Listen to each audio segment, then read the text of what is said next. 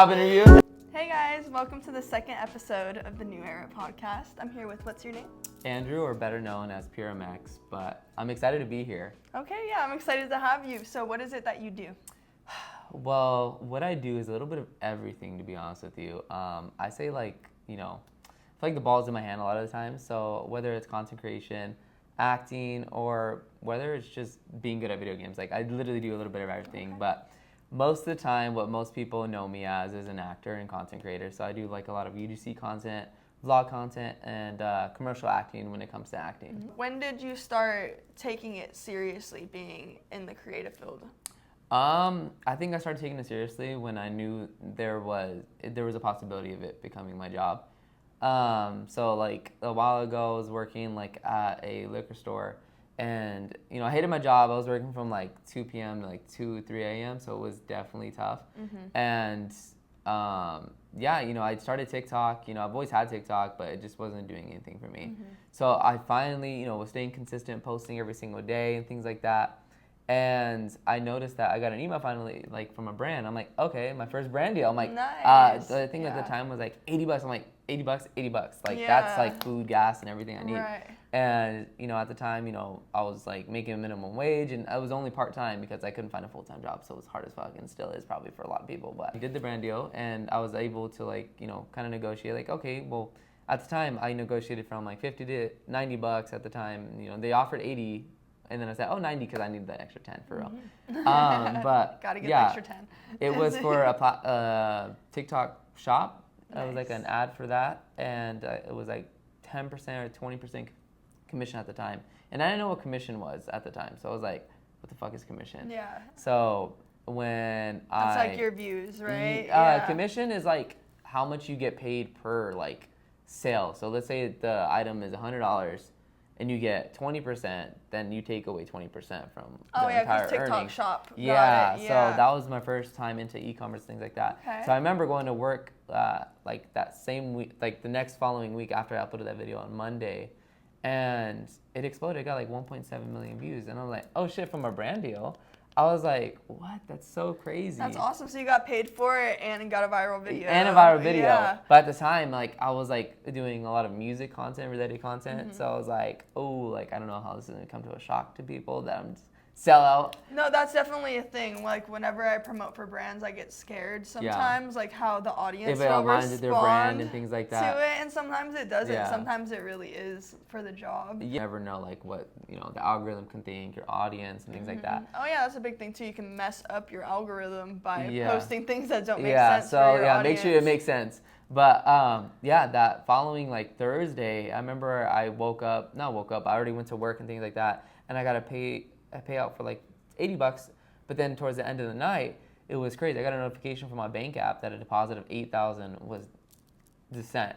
And then that was the commission that you was the didn't know commission. about. Yes. So I was that's like, what the fuck awesome. is this? I'm like, did I just scam? Did I sell drugs by accident that I didn't know about? That is so awesome. So I was like, what did I do? I was like, is this a test from the IRS? Like, I'm going to take it. That is so awesome. So, and then the next few hours after that was another 10K. And then I was like, what? 18,000 a day. So I was like, okay, fuck this job. I'm like, I'm not coming back to work. I'm like, done. And Did then you just never show up again? Or I just never showed up again. So I put in my 2 weeks, but then I said, okay, I'm not coming back to work at all. So yeah. But I mean, shout out to the manager there though. He was cool. But shout out to him. it was like so crazy to know like there's so much money in social media because I've never believed. I thought it was like impossible or hard, and I've never heard any success stories. Right. So when I was that success story, it was just so crazy, like the life changing. Like within 6 months, everything changed, and now that was my full time job. So then that would bring me to my next question then though. So getting into that was your first brand deal. That was my first brand deal. So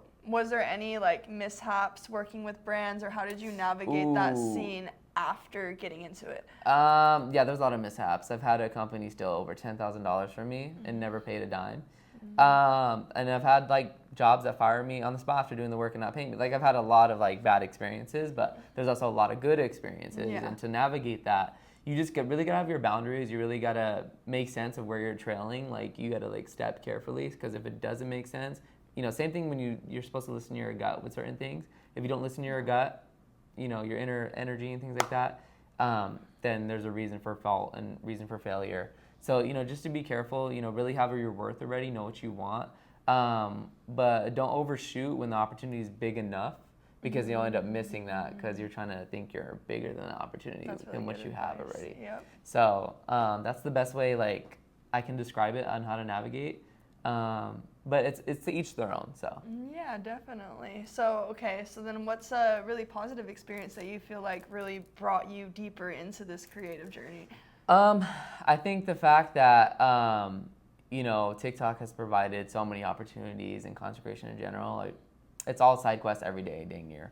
Like, whether it's traveling or whether it's, chilling on a boat with friends and like, popping martinis and things like that, and just, knowing that everyone's making bread now and everyone's on this trail of success and supporting each other. Supporting each other. I think the best thing is probably freedom, and literally like TikTok invited me and my buddy to a $80 million mansion to just fuck around and explore, and then we had private chefs and things like that. Like, the luxuries of life is what's so crazy that I'm not paying for. The craziest thing I think that people don't get is that it really is within reach. It is within reach. Like, you don't have to be like, at the time of like this recording, like I only have on TikTok like 44,000 followers, which is less than anybody else that you probably think is making millions of dollars. So if this is possible with I have going on, could you imagine with those people with like Kim Kardashian, things like that have 100 million followers? Right. Like, no, and then to think that you can just build as a normal person and get into these scenes, and all it takes is hard work and putting yourself out there. Yeah, and just going at it every single day is crazy. Like, I remember at the time I was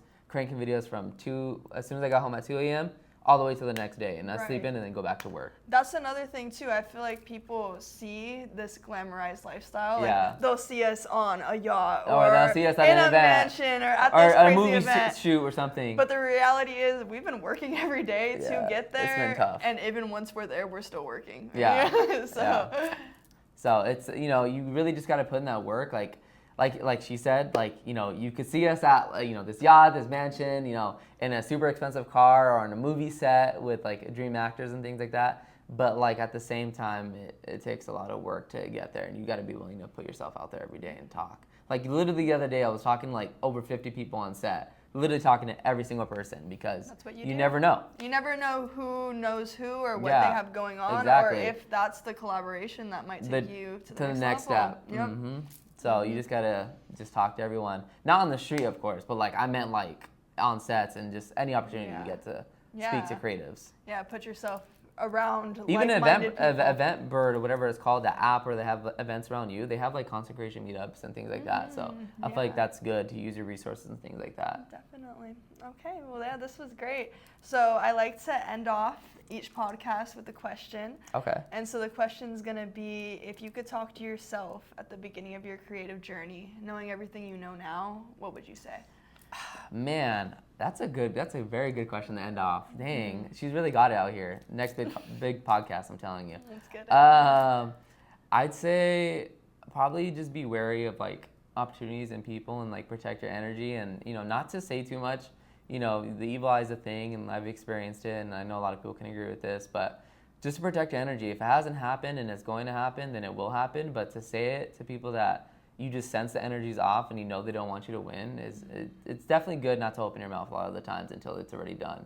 And I feel like just protecting your energy is really important. That's what I didn't do when I was younger, and I feel like that's a lot of faults, because it was like an avenue so someone can stop me. Mm-hmm. So I think just being more mindful of my energy and just protecting like my thoughts and having more of a worth than I did. Yeah, don't just take every opportunity that comes to you. No, really, be wary, really look at it and trust your intuition. Yeah, 100%. Well, thank you so much. Thank you so much for having me. Awesome. It was great. Yeah, we'll catch you on the next episode. Thank you, guys.